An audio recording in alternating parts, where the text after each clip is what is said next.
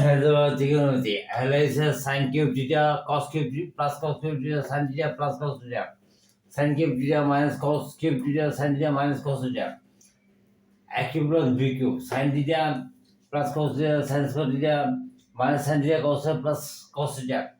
And sin, then cos sin cube.